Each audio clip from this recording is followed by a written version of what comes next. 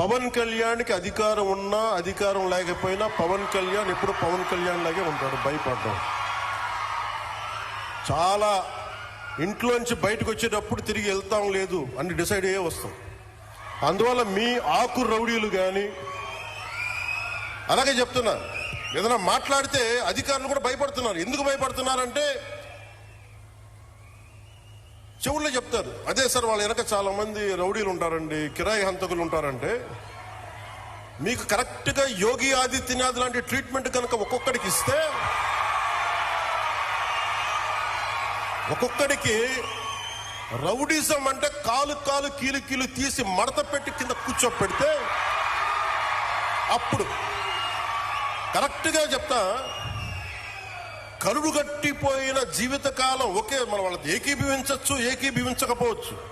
Naxalites తోటి, వామపక్ష తీవ్రవాదులతో మనం ఏకీభవించవచ్చు, ఏకీభవించకపోవచ్చు. అలాంటి బలమైన ఆర్గనైజేషన్నే కకావికలం అయిపోయిన పరిస్థితుల్లో ఉంటే ప్రభుత్వం తలుచుకుంటే, అలాంటిది ఇన్ని లక్షల మంది పోలీసుండి, ఇన్ని వందల మంది ఐపీఎస్లుండి, 1000-2000 ఉన్న డిఎస్పీలుండి, అలాంటి కిరాయి గ్యాంగుల్ని మెయింటైన్ చేసే వ్యక్తుల మీద 2 రోజులు 48 గంటలు మీ చుట్టుపక్కల ఎవరున్నారు, వాడి పేరేంటి అన్ని కనుక్కొని ఒక పొలిటికల్ నిర్ణయం తీసుకుంటే మళ్ళీ ఎప్పుడు ఇలాంటి మాటలు రారు. మీరు అక్కడి దాకా తీసుకెళ్ళకండి. మీరు ఇదే చెప్తున్నాను ఇంకొకసారి, సామాజిక మాధ్యమాల్లో కానీ విదేశాల్లో కూర్చొని వాగే వాళ్ళతో సహా ఇక్కడ కూర్చొని భవిష్యత్తులో మేము వస్తాం, వచ్చి మేమేం చేస్తామంటే, వచ్చినప్పుడే మీరేం పీకలేదు, మరి ఏం మాట్లాడతారు? ఇప్పుడు వచ్చినప్పుడే మీరేం పీకలా అంటే ఏమనుకుంటారు? మీరు కూర్చోబెట్టి మీరు బెదిరింపులు చేస్తే భయపడతాం అనుకుంటున్నారా? దానికి మేము ఒక్కడు చిన్నప్పటి నుంచి కూర్చొని అమరజీవిని గుండెల్లో పెట్టుకున్నాడంటే వాడికి ఎంత పిచ్చి ఉంటుంది? ఏ మ్యాడ్నెస్ ఉంటే ఇలా వస్తాం మేము? ఏ అండదండలు లేకుండా పార్టీ పెట్టి ఇక్కడ దాకా వచ్చామంటే ఎంత కమిట్మెంట్ ఉండాలి నీకు, సమాజం మీద, దేశం మీద, రాష్ట్రం మీద, ప్రజల మీద. పద్ధతులు మార్చుకోండి. ఒక మాట అనాలంటే అనండి, తప్పేం లేదు. డెమోక్రసీ ఇది, ప్రజాస్వామ్యం. ఖచ్చితంగా అనండి. అనటానికి కొన్ని గీతలు ఉంటాయి. గీతల్ని దాటి మాట్లాడితే మీ చేతికి మళ్ళీ ముద్రలు వేయడానికి ఏముండదు. అలా మాట్లాడే వాళ్ళు చెప్తున్నాను ఇప్పుడే, మీ చేతి మీద గీతలు తీసేస్తాం, అంత అరగదీస్తాం. గుర్తుపెట్టుకోండి. ఏమన్నా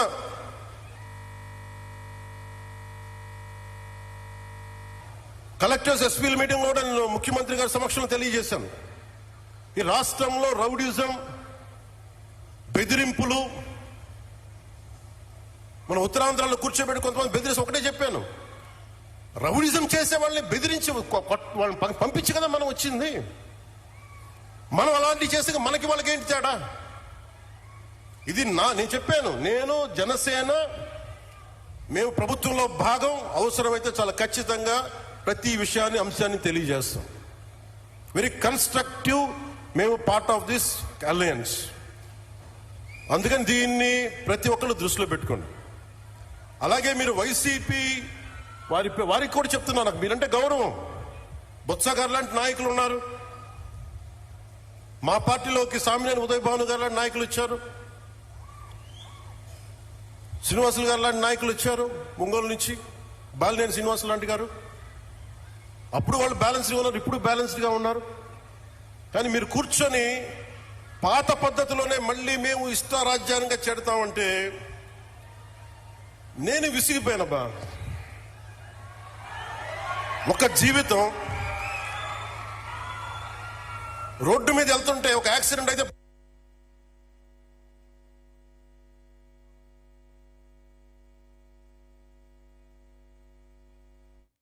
ఉన్నారు, కానీ మీరు కూర్చొని కానీ పోయే ముందు చాలా మంది తాట తీసేస్తాను చెప్తున్నా, గుర్తుపెట్టుకోండి. ఒళ్ళుపై తెలియకుండా, బాధ్యత లేకుండా అడ్డగోలుగా మేము చేసేస్తాం. ఏదైనా మొత్తం తీసి రోమం తీసి కింద కూర్చోబెడతాం. గుర్తుపెట్టుకోండి. మిమ్మల్ని మీ చేత చప్పట్లు కొట్టించుకోవడానికో అరుపులుగా నేను చెప్పట్లేదు. ఇది వేదంతో చెప్తున్నాను. ఇది వేదనతో, బాధతో.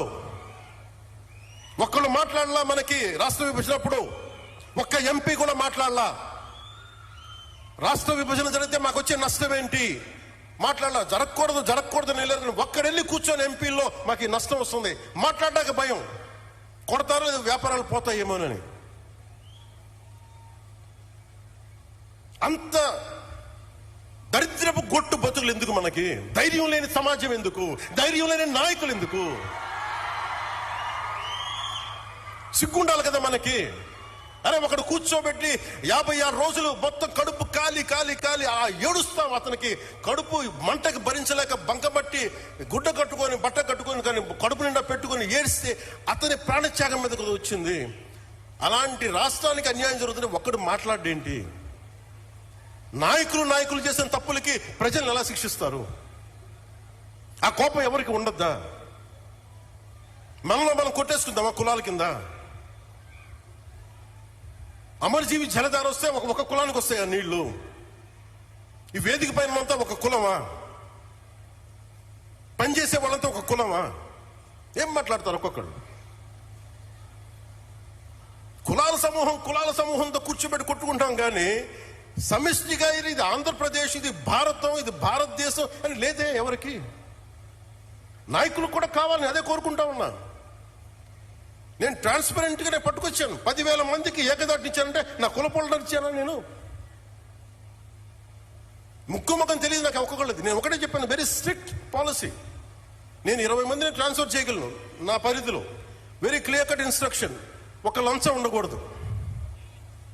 వారికి ఇప్పించాం 10,000 మందికి ఒక 10,000 మంది పైచులకు పైగా అట్ వన్ గో. ఇంతకుముందు అదే దానికి రేట్ కార్డు ఉండేది గత ప్రభుత్వంలో. ఈ కార్డు ఇవ్వాలంటే 30,000, దానికి 5,000, 15,000, పారం 60,000, దానికి ఒక 60 కోట్లు 70 కోట్ల ఆదాయం మళ్ళీ దానికి. అవన్నీ తీసేశారు కదా. ఈరోజు రోడ్లు ఎందుకు వేస్తున్నారు? నువ్వు లంచాలు తీసుకొని అధికారుల దగ్గర రోడ్లు ఏమంటే వాళ్ళు ఎందుకు వేస్తారు? అందుకు ఫస్ట్ లంచం అనేది తీసి పక్కన పెట్టాం. మీరు జీతాలు తీసుకున్నారు, మీకు ఏదైనా కష్టం వస్తే నిలబడతాం, మీరు ప్రజల కోసం పనిచేయండి. ఈరోజు ఎందుకు 27 లోపల అవ్వాలి అధికారులకు చాలా స్పష్టంగా ఆదేశిస్తున్నాం. మేము మీకోసం కట్టుబడి ఇది 2 సంవత్సరాల్లో నీటి ప్రాజెక్ట్ పూర్తి అవ్వాలంటే పూర్తి అయ్యే తీరాలి. ఇది నేను పర్సనల్ గా నేను కూర్చొని మన ఉభయ గోదావరి జిల్లాలకి మొత్తం ఆంధ్రప్రదేశ్ లో ఉన్న ఈ 5 ప్రాజెక్ట్స్ కి అయ్యేలాగా నేను పర్సనల్ గా బాధ్యత తీసుకుంటాం.